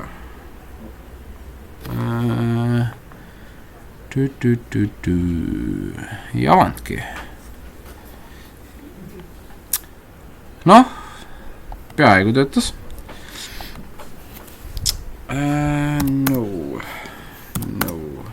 Okei, no siin on nüüd see, et peaks olema vist git config list, siin peaks olema mul see, et mul on merge tool peaks olema meld, aga see ilmselgelt ei töötanud.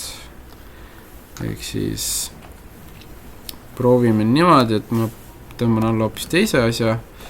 Kdiff oli vist see üks graafiline diffimistool. Tulnud. et jah, see vaikimisel ta kasutab Vimmi, et kokku märgeda asju, aga seda ma ei hakka isegi näitama, sest et isegi ma ei oska seda kasutada. Küll aga ma oskan git configus ära muuta parameetreid, nii et ma panen sinna mingisuguse muu tööriista. Okei. Run Cardiff. Okei. Jah, see on tore. Siin on okei, mingid asjad, väga positiivne. Ja see on siis git config global ja meie merge tool on Cardiff vist, kui ma nüüd mäletan.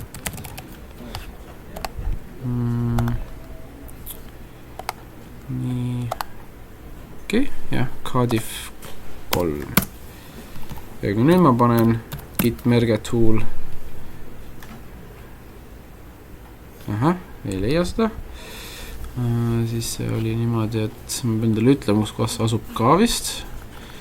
See on siis config global merge tool Cardiff 3 path on mul, see on siis C program files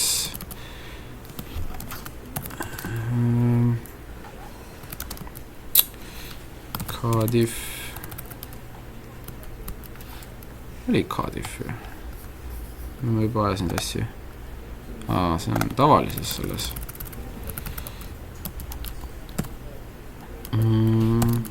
Cardiff ja Cardiff exe. Okei. Kas ta nüüd avab selle teise programmiga? Nii.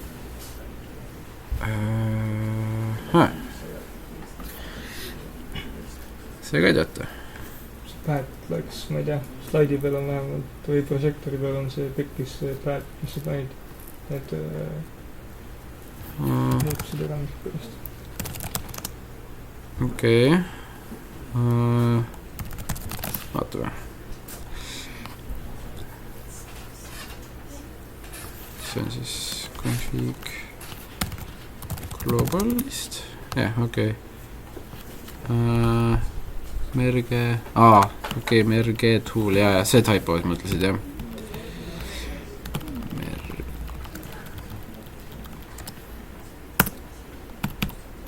Nii. Jah, siin, okei, väga positiivne. See nüüd enam ei ole PyCharmiga, aga mõte on ikka sama, et teoorias ma saan mitte open teha, aga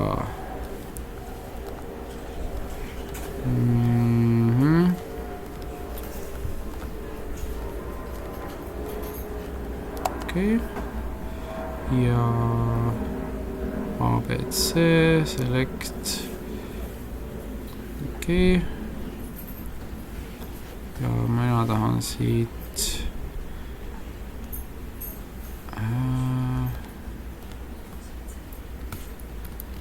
cancel.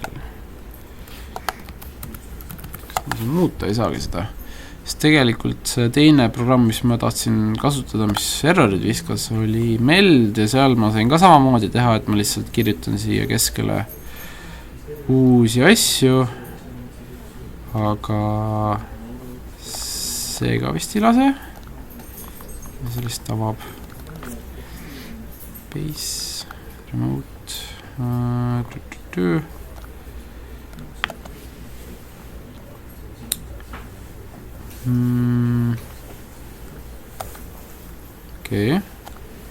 Ja okei. No, teeme siis save. Okei, vist peaks hukk olema. Yes. Ei ole veel. Ma võtan siis C. Okei, no kas ta nüüd jääb alles? Aga siin alles on muuta või? Siin alles saab midagi muuta, okei.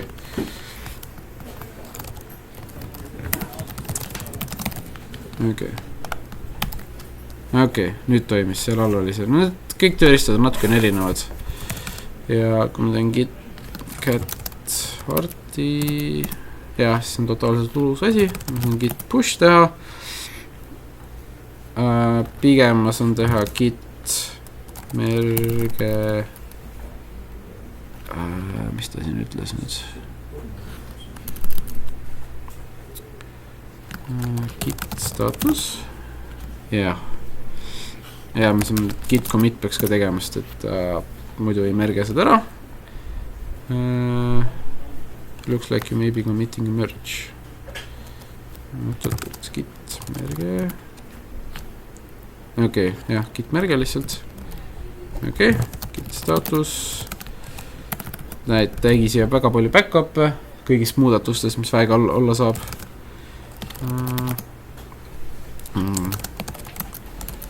See on jah õige, git log on ka õige, git push, nüüd ta on kõik okei.